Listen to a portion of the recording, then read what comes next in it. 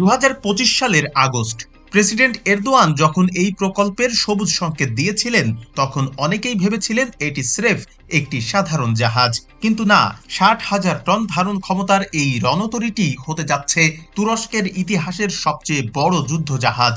285 metre দীর্ঘ এই দানবটি আকারে ফ্রান্সের বিখ্যাত শার্লক দ্য গলের চেয়েও বড়। ভাবা যায়, তুরস্কের নৌবাহিনী প্রধান এরগুমেন তাতলুইগু স্পষ্ট জানিয়েছেন 2026 সালের শেষ নাগাদ এর নির্মাণ কাজ শেষ হতে পারে, অর্থাৎ খুব শীঘ্রই নীল জলরাশি শাসন করতে আসছে মুগেম। মুগেমের আসল শক্তি এর আকার নয়, বরং এর পিঠে চড়ে থাকা মারণাস্ত্রগুলো।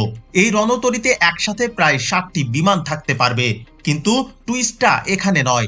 টুইস্টটা হলো এতে থাকবে তুরস্কের গর্ব এআই বা কৃত্রিম বুদ্ধিমত্তা চালিত ড্রোন বায়রাক্তার TB3।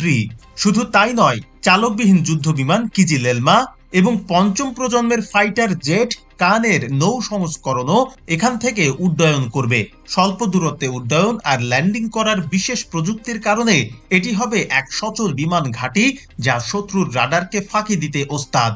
বিশ্লেষকরা বলছেন, তুরস্কের এই পদক্ষেপ কোনো সাধারণ প্রতিরক্ষা প্রস্তুতি নয়। গ্রিস এবং সাইপ্রাসের সাথে ইসরায়েলের ক্রমবর্ধমান সখ্যতা তুরস্ককে ভাবিয়ে তুলেছে।